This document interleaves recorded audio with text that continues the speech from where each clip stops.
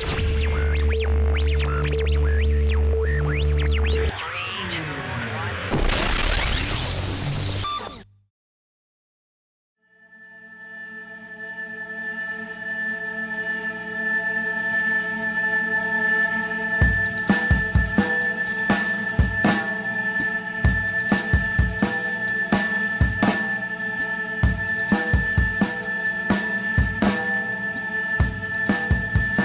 think pretty much anyone that lives in a small town can relate to it, and that's one thing that I like so much about it, is because it sums up the monotony of like living in a small town and being like stuck in the same situation.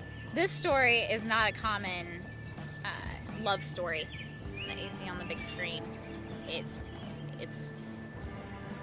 the opposite. I thought, we have to film this, we have to do this.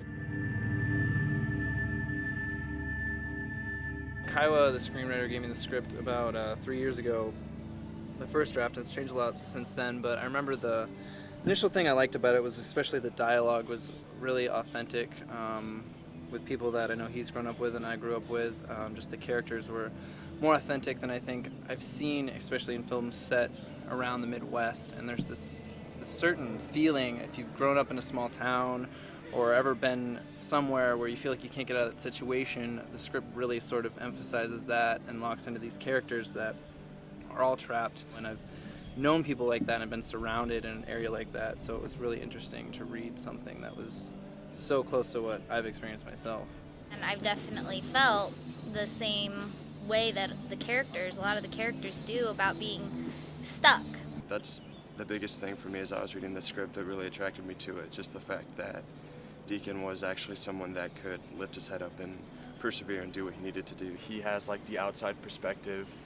He got away from the group and his like hard town and his hard situation, and now he's kind of like coming back and looking at it with a newer perspective and kind of like a fresh view.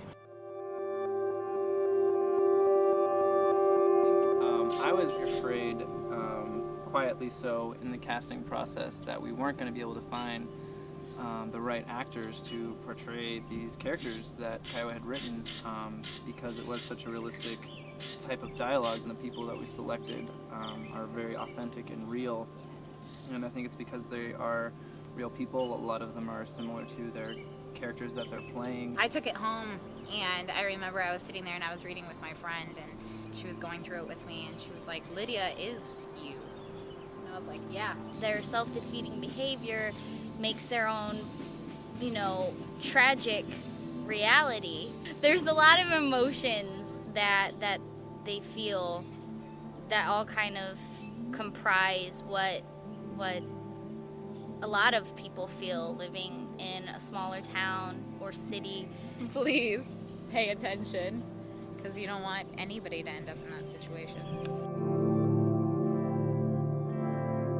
This is actually like something realistic and something people can relate to versus some like giant conceptual film that's just down to earth and kind of says what we want it to, and at the same time it really looks into like the personal part of the lives that we don't really talk about. I think it's nice that the way it was written was kind of each side had its own little stubborn ways and created this collision. I think it has a great chance of connecting with a young audience in a way that a movie never really has before.